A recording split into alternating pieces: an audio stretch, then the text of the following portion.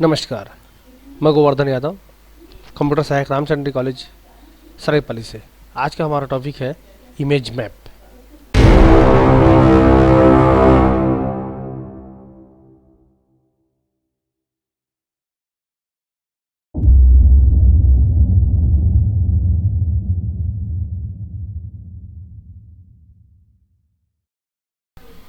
Hello, आइए हम image map का प्रैक्टिकल के द्वारा समझते हैं किस प्रकार इमेज मैप को हम क्रिएट कर सकते हैं।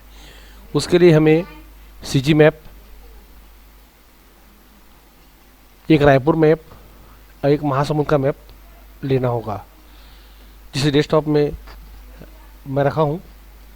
सबसे पहले नोटपैड एडिटर पर जाना होगा। उस नोटपैड एडिटर पर सबसे पहले हम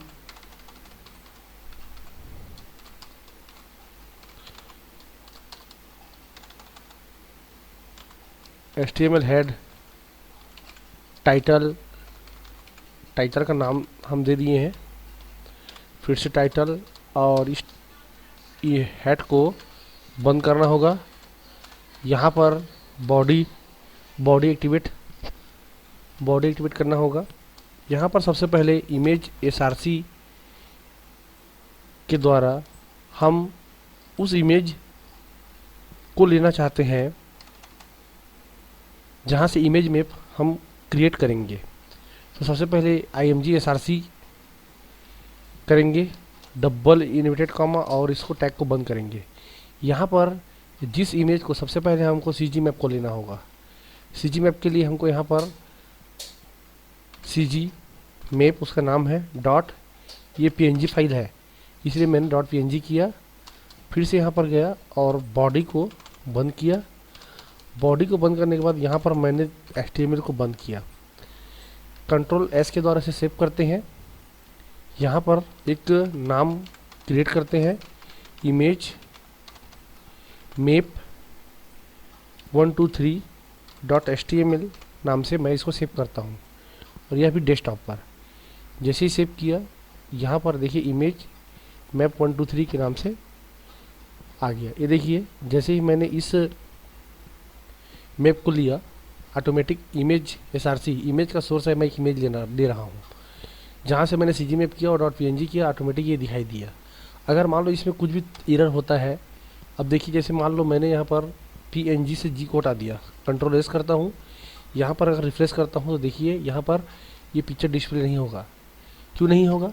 क्योंकि यहाँ पर हमने जो कोड लिखा है इसमें एरर्स है। अगर मान लो मैं डॉट PNG फिर से लिखता हूँ और यहाँ पर जाकर रिफ्रेश करता हूँ, ऑटोमेटिक ये मेरा मैप फिर से आ गया।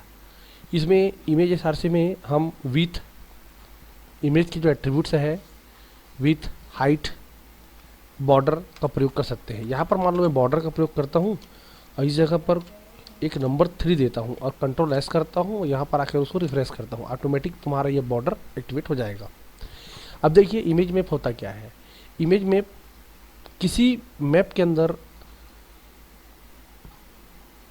अदर मैप को शो करना ही इमेज मैप कहलाता है। जैसे मान लो ये मेरा CG मैप दिखा रहा है। अगर मान लो मैं चाहता हूँ कि रायपुर पर क्लिक करूँ तो रायपुर का मैप दिखाए, महासमुंद पर क्लिक करूँ तो महासमुंद का मैप दिखाए। उसके लिए हमें कोडिंग करना होगा। तो देखिए अभी यहाँ पर अगर हम क्लिक करते हैं तो यहाँ पर पॉइंटर का निशान दिखाई दे रहा है। आपके पॉइंटर जब भी जाता है, जैसे महासमुंद पे गया, आपको पॉइंटर दिखाई दे रहा है। लेकिन यदि मान लो हम यहाँ पर आते हैं और उसमें कोडिंग करते हैं, जिसमें इमेज मैप को कोडिंग करने के लिए एरिया डिफाइन किया जाता है।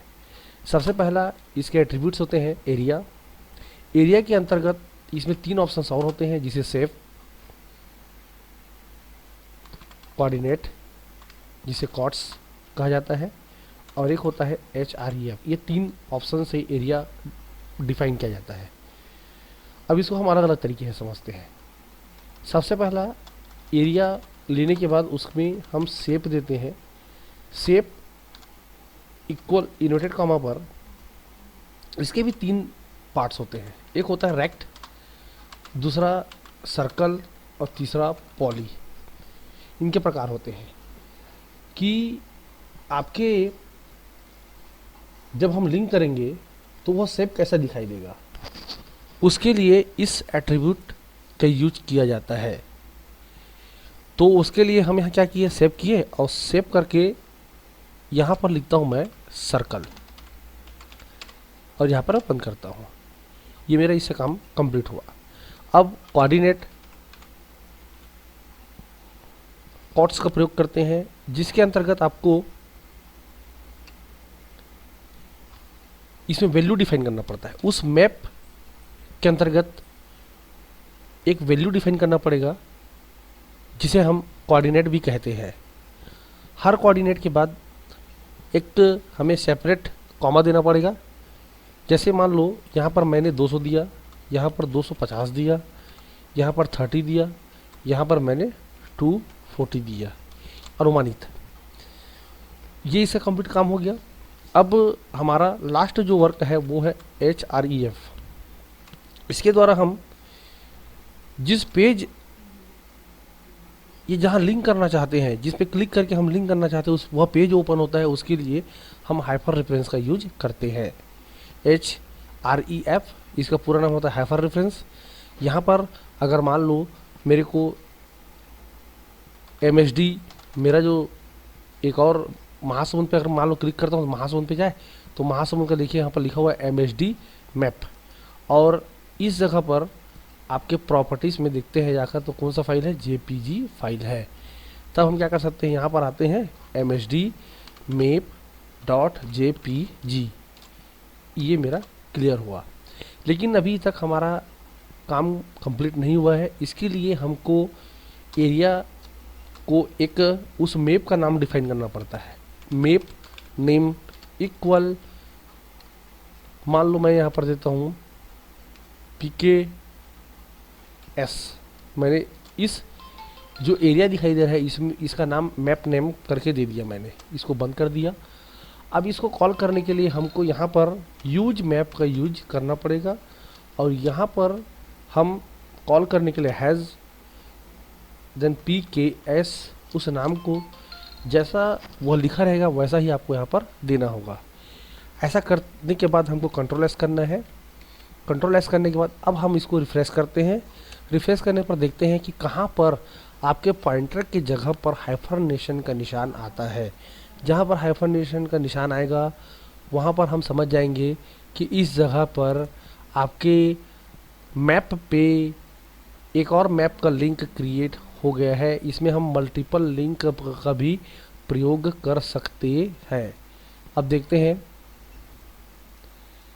कहाँ पर आपका मैप या हाइफरनेशन का निशान आता है।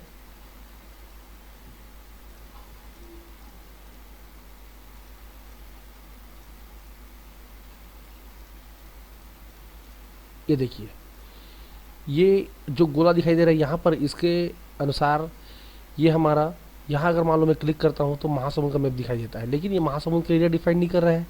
इसके लिए हमको नीचे की ओर जाना पड़ेगा। तो इसको अपने आवश्यकता अनुसार आप इसका प्रयोग कर सकते हैं। फिर से कंट्रोल एस, ये कंट्रोल एस हुआ। ये देखिए जैसे ही यहाँ पर आया और ये हमारा महासमुंद पे क्लिक करता हूँ तो महासमुंद का मैप दिखाई देता है। वैसा ही हम रायपुर का बनाना चाहेंगे तो फिर से वही एरिया डिफाइन करना होगा। और देखो मैंने यहाँ पर सबसे पहले एरिया डिफाइन किया कि ये एरिया को हम यूज़ करें।